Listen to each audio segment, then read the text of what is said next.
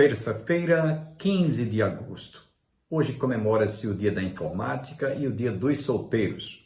E por falar em solteiros, fazemos votos que aqueles que ainda não encontraram a sua costela possam realmente descobrir e encontrar dentro do centro da vontade de Deus aquele que há de fazer você feliz ou aquela que será recebida como a sua costela. Outra vez estaremos trazendo mais uma reflexão, dentro de instantes, sobre um estudo a respeito da soteriologia, estudo da salvação. Mas você vai ficar antes com o reverendo Hernandes Dias Lopes, falando sobre em defesa da vida. Portanto, que você abra o seu coração para receber a palavra ministrada pelo reverendo Hernandes Dias Lopes, da letra à palavra. Estou muito feliz de estar aqui com você para tratar de um assunto da mais alta importância nos nossos dias. Mas antes de entrar no assunto, é muito importante você se inscrever no nosso canal. E é o pedido que eu faço a você agora. Eu preciso da sua ajuda, da sua colaboração nesse sentido. Vai ser muito importante para nós você se inscrever, porque vamos sempre ter mensagens oportunas, necessárias para edificar o seu coração. Bom, hoje eu quero tratar deste tema empolgante. Hoje é dia de defender a vida. Sobretudo, num ano de pandemia, onde no mundo inteiro mais de 2 milhões de pessoas foram ceifadas pela Covid ou com Covid, e isso, de certa forma, trouxe um grande transtorno para o mundo, na área da saúde pública e na área da economia global. Mas, ao mesmo tempo, em 2020, o mundo constata que mais de 40 milhões de abortos aconteceram, sob o silêncio da mídia e das autoridades. E isso é grave, porque para muitos o aborto é uma questão de direito e não de assassinato. A grande questão é quando começa a vida. A ciência deixa claro que a vida começa na concepção. E a Bíblia também define isso com total clareza. Isso é óbvio que no momento da concepção ali está a vida e ali começa a vida. Portanto, sacrificar uma vida é privá-la do mais sagrado dos direitos, o direito à vida.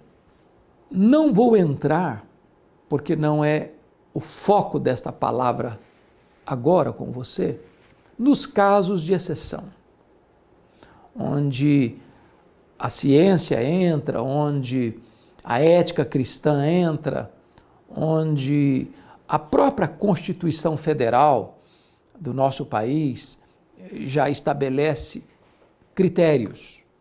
Eu quero falar daquele tipo de aborto a granel, onde se trabalha a questão de uma gravidez indesejada ou uma aventura assodada ou uma prática sexual sem fronteiras e desregrada, vai produzindo aí crianças indesejadas, não programadas, e aí um expediente natural que se acha que é direito da mãe é tirar a criança.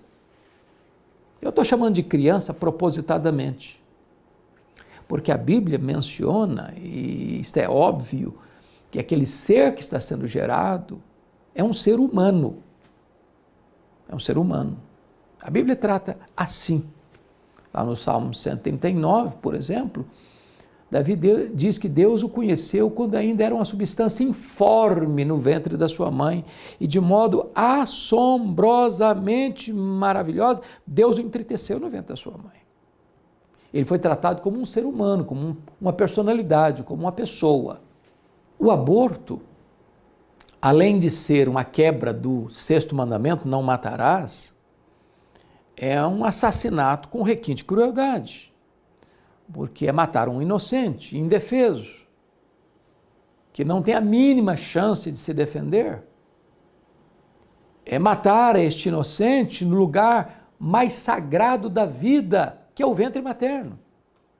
É ceifar a vida de quem não teve a chance sequer de nascer. E com requinte de crueldade. Porque este ser é arrancado dali, às vezes envenenado, às vezes esquartejado, às vezes sugado do ventre como uma verruga pestilenta. O que você acha acerca do que Deus pensa sobre isso? Quando Caim matou Abel, Deus diz que o sangue de Abel clamava desde a terra ao céu. Você já imaginou mais de 40 milhões de bebês? Sangue derramado, a terra bêbada de sangue inocente. Como isso clama a Deus aos céus. Você já imaginou o que é a sociedade hoje aplaudindo o aborto, como aconteceu recentemente na Argentina, a aprovação do aborto, e as massas foram para as ruas em tempo de pandemia, drapejar suas bandeiras, celebrando a cultura da morte? Nós precisamos de alertar as nossas autoridades, os nossos constituintes, os nossos legisladores. Nós precisamos alertar as nossas cortes que Deus abomina a violência, que aqueles que praticam a violência não ficarão impunes, ainda que escapem das leis dos homens, ainda que mudem as leis dos homens para referendar este crime, porque se não o é à luz das leis humanas, certamente o é à luz da lei divina, de que Deus é justo, que Deus é o autor da vida e é Ele quem dá a vida e só Ele tem autoridade para tirar a vida. Então nós precisamos valorizar a vida. A vida é uma dádiva de Deus, é sagrada. Nós estamos vivendo uma inversão de valores, é claro, onde há organizações e entidades e ONGs que lutam, por exemplo, para salvar ovos de tartaruga, e eu acho que devemos salvar mesmo. Nós fomos criados por Deus e constituídos em mordomos da criação, gestores da criação, responsáveis. Sou totalmente a favor da defesa do nosso ecossistema, da ecologia, mas não temos muitas vezes a mesma presteza para salvar a vida humana. Então, eu quero trazer este alerta e eu quero dar este brado. Hoje é dia de valorizar a vida, de cuidar da vida, de levantar a bandeira da vida e não drapejar as tristes bandeiras da cultura da morte. Que Deus nos ajude. Este é um alerta que eu faço, em nome de Jesus, ao seu coração. Hoje é dia de defender a vida.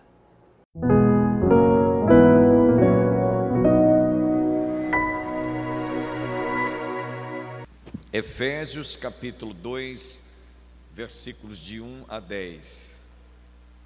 Vamos ler.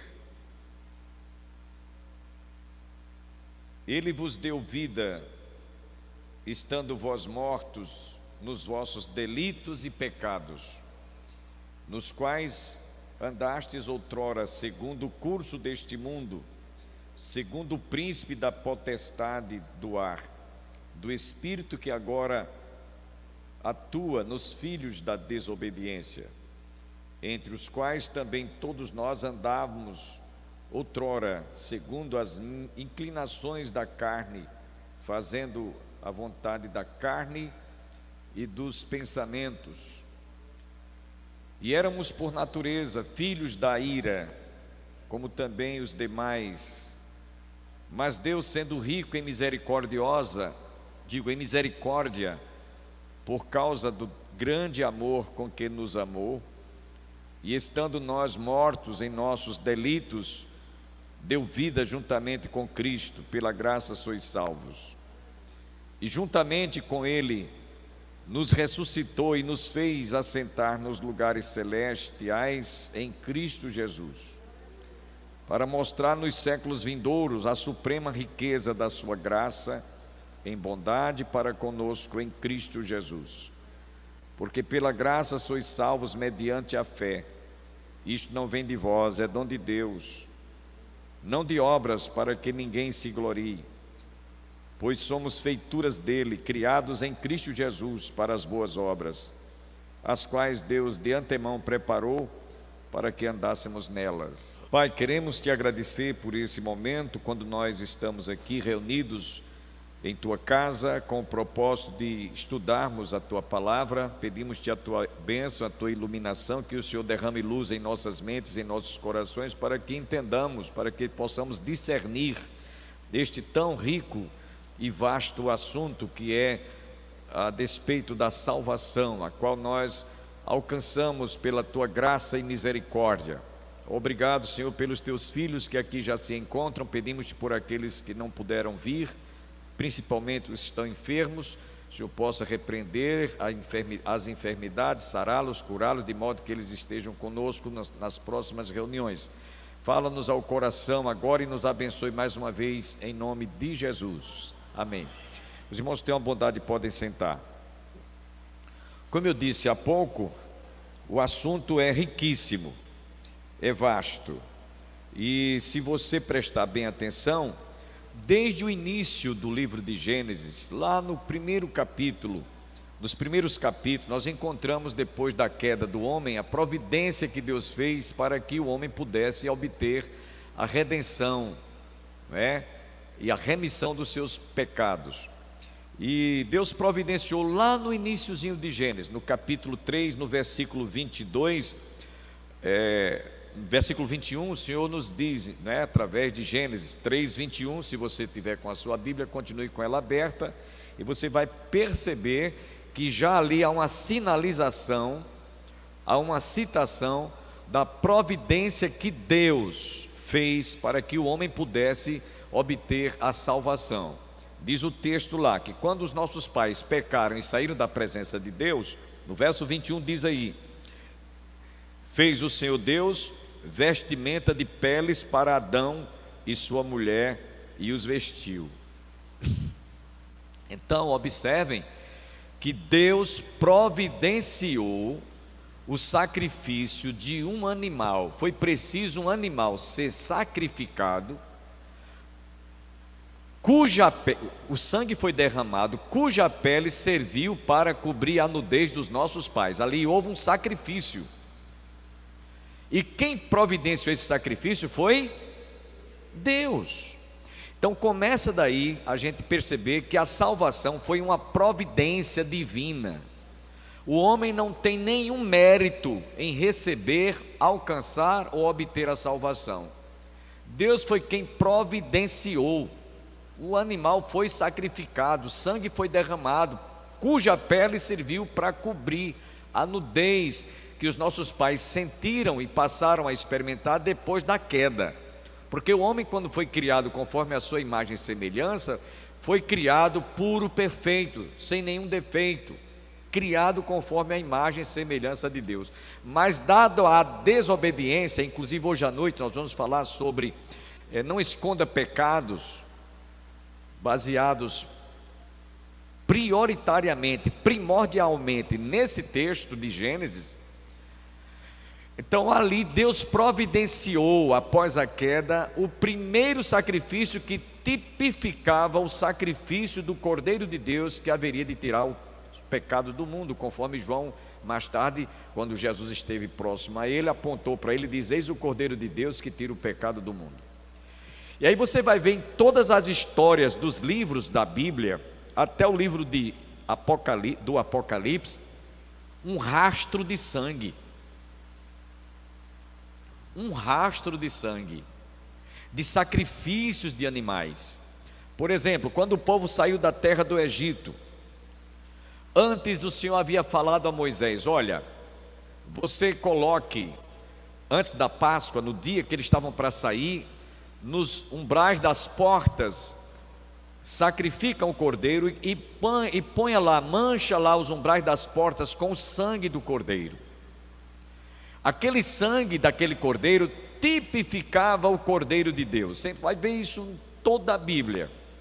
Quando Josué foi levantado por Deus para tomar a terra de Jericó, uma prostituta que ouviu e creu na mensagem dele e dos espias, havia feito um pacto com eles: olha, quando vocês tomarem a terra, porque nós temos visto que onde chega a planta dos vossos pés, Deus vos dá por possessão toda essa terra.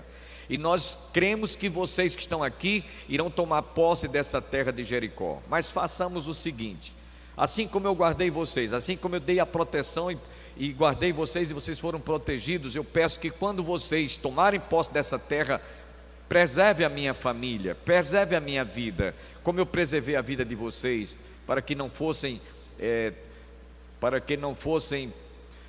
vistos pelos jericoenses e vocês fossem mortos como espias, como espiões. Então foi feito o pacto. Tudo bem, vamos fazer o seguinte: quando a gente chegar nessa terra, você coloca lá no frontal da sua casa uma fita de escarlate, ou seja, da cor de sangue. E quando nós chegarmos na cidade de Jericó, a casa que tiver esse filete ou essa faixa de tecido de escarlate, nós guardaremos você e todos que estiverem dentro da sua casa. E assim foi feito o pacto. E quando Josué foi tomar a cidade de Jericó, lá estava nos umbrais da casa aquele tecido de escarlate da cor de sangue, para identificar que ali não se deveria atentar contra a vida dos seus moradores. Então foi salva Raabe, a prostituta, seus pais e seus irmãos e a sua família. Inclusive ela teve a honra, mesmo na condição de uma prostituta, de fazer parte da árvore genealógica de Jesus, conforme vemos lá no Evangelho de Mateus capítulo 1. Lá está o nome de Raabe, porque ela creu na promessa. Então lá aquele tecido de escarlate simbolizava, sinalizava, representava o sangue do Cordeiro. E você vai ver na história do povo de Israel, todos os judeus, quando cometiam algum pecado, seja de que natureza fosse, iam ao Cordeiro, era sacrificado um Cordeiro, providência de Deus. Até que o Cordeiro veio em carne e osso, em pessoa física, biológica. Jesus nasceu. E João, quando esteve falando a respeito de Jesus, apontou para ele e disse: eis o Cordeiro de Deus que tira o pecado do mundo. E você vai ver que o resto dos livros, tanto do Velho Testamento quanto do Novo Testamento, e principalmente as epístolas paulinas, todas elas, todas, sem exceção de nenhuma, inclusive a carta do escritor aos Hebreus, capítulo 9, você vai ver que ele fala de uma maneira muito clara, muito objetiva, sempre apontando para o sacrifício de Jesus. Está em toda a Bíblia, de Gênesis a Apocalipse. No livro do Apocalipse, o último livro da Bíblia, quando nos fala sobre o Cordeiro de Deus, nós vemos que lá no último capítulo 22, para que fique bem claro isso, de Gênesis a Apocalipse, não há nenhum livro que isente, que deixa de tratar deste sacrifício do Cordeiro de Deus. No capítulo 22, versículo 14 diz: bem-aventurados aqueles que lavam as suas vestiduras no sangue do Cordeiro. Amém, irmãos? Para que eles assistam direito à árvore da vida e entrem na cidade pelas portas. Então não há nenhuma dúvida que desde Gênesis até o último livro, o plano da salvação salvífico, a salvação de Jesus, seria a única maneira, o único meio pelo qual o pecador perdido alcançaria a salvação. Não há nenhum outro meio, não há nenhuma outra alguma coisa que adicione, vamos adicionar isso aqui para que você obtenha o alcance da salvação. É o sangue de Jesus. Amém, irmãos? é o sacrifício de Jesus consumado na cruz do Calvário. Isso é o que faz a diferença de muitas religiões que pregam que você precisa de Jesus, mas tem mais alguma coisa, você precisa de Jesus mais alguma pessoa. Não há mais nenhuma outra pessoa a não ser o sacrifício, o Cordeiro de Deus que tira o pecado do mundo. Fique bem claro isso. Então, a doutrina da salvação, a soteriologia, está em toda a Bíblia. Qualquer página que você abrir, qualquer passagem que você perceber, que a conclusão aponta para Jesus, o Cordeiro de Deus. Então, soteriologia é uma das doutrinas que está em toda a Bíblia.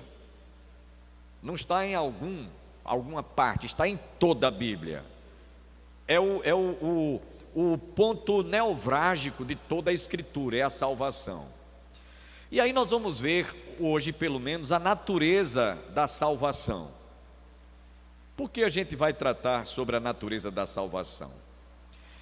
É porque, meus irmãos, a gente sabe que quando trata-se de salvação, ou a Bíblia trata sobre este assunto, não temos que recorrer a alguma outra fonte a não ser as Escrituras Sagradas. Há uma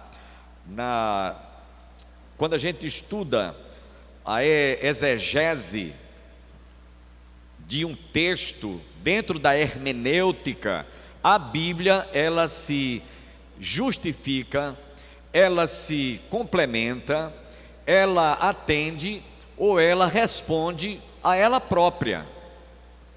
Dentro da hermenêutica, a Bíblia se interpreta por ela própria. Essa semana eu estava conversando com uma determinada pessoa, nos meus contatos durante a semana, e essa pessoa estava ela não é evangélica, ela estava muito revoltada. Como é que Adão cometeu um pecado lá, e que tenho eu a ver com Adão? Eu nem nascia, eu nem existia, dizia ele, eu nem estava lá, e agora eu tenho que pagar pela culpa de Adão? Porque ele pecou, porque ele desobedeceu, o que tem eu a ver com isso? E eu tive que mostrar, dentro de uma sequência de argumentos, e mostrei para ele que, primeiro eu perguntei, porque essa é a primeira pergunta que a gente deve fazer: você crê que a Bíblia é a palavra de Deus? Ele disse: creio. Você crê mesmo? Creio. Então o que eu vou falar para você, você vai admitir. Você não está dizendo que crê que a Bíblia é a palavra de Deus? Então a Bíblia, se ela se interpreta, ela própria interpreta a própria Escritura. Aí eu comecei a argumentar. Lá no meio, quando eu estava argumentando com ele sobre desde a queda, ele disse: mas eu nem existia. Eu digo: mas você disse que crê na palavra de Deus. Agora vamos aqui ao argumento. Quando os nossos pais caíram e pecaram, toda a raça humana passou a ter no seu sangue, correndo nas suas veias, o que a gente chama de vírus do pecado. Todos nós temos esse vírus. Eu estava mostrando para essa pessoa, temos esse vírus. É como se você hoje estivesse contaminado aí com um vírus aí, HIV, seja qual for o tipo de vírus. Então você foi contaminado, você foi contagiado, você está agora, você é uma pessoa que é doente daquela doença que você foi contaminado pelo vírus. Eu disse: está no DNA. Expliquei tudo isso para eles, mas eu não estava lá. Ele voltava sempre a dizer: mas eu não estava lá. Eu digo: mas está no seu sangue, meu filho. Todos nós somos pecadores.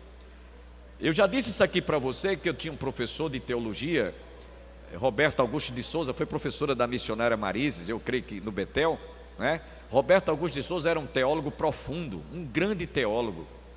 Eu tive a honra, tive a alegria de tê-lo como professor. E ele dizia isso em sala de aula, num tom de brincadeira: todos nós somos um pecadeiro. Aí ele dizia: não tem o abacateiro que dá abacate, não tem o limão, o limoeiro que dá limão, né? É cítrica, azeda. Pois é, todos nós somos pecadeiros, somos um pé de pecado. Nós já nascemos com o germe, já nascemos com esse DNA, já nascemos com esse vírus do pecado. E ele gostava às vezes de até dar uma ilustração. Alguém chega assim e diz: e uma criança recém-nascida, que não tem nem noção que existiu, não sabe nem que está no mundo, é uma criança que nasceu essa semana e vai crescendo, está com 6 meses, 1 ano, 2 aninhos, é inocente, é pura, ela não tem capacidade de distinguir a mão direita da esquerda, não tem maldade, não tem malícia, não tem nada, mas deixa esta criança ir crescendo, e vai chegar um ponto que você vai ver que a ira, o ódio, raiz de amargura, ressentimento, vingança, está em potencial na sua mente e no seu coração. Vou dar uma prova. Se ela está com 2 aninhos, ela está brincando lá com um objeto que ela pode sofrer um acidente, seja uma faca, seja uma gilete para fazer a ponta de um lápis, e você percebe que ela naquela desejo de fazer, ela pode sofrer um acidente, e você vai tomar a faca ou a gilete. Essa criança, se ela está muito empolgada com aquilo que ela está fazendo, ela vai se revoltar naquela hora contra você. Tem crianças que estiram a língua, tem crianças que pela sua formação educacional estira o dedo para o pai ou para a mãe, bate com o pé no chão e fica irado e range os dentes. Sabe o que é isso? É a ira em potencial, é o pecado se manifestando. É uma criança, como você disse, inocente, mas ela já manifesta essas reações que são da índole do pecado, que está concentrada nela desde que ela foi gerada. Por isso que Davi no Salmo 51 diz: eu nasci em pecado e em pecado me concebeu minha mãe. Nós já nascemos com este germe. Pastor, e o que é que eu tenho para me fazer? O que é que eu posso fazer? O que é que eu tenho que fazer para me livrar? O sangue de Jesus. É o sangue de Jesus, não tem outra alternativa. É o cordeiro que foi imolado, é o cordeiro que derramou o seu sangue, que pode me purificar, que pode me dar realmente a condição de eu passar a me sentir perdoado. Então o homem foi criado conforme a imagem e semelhança de Deus. Após a queda, voltando aqui agora, recapitulando, após a queda, ele passou a ter no seu sangue, nas suas veias, o germe, o DNA do pecado. O homem é mau desde a planta dos seus pés até os cabelos da sua cabeça.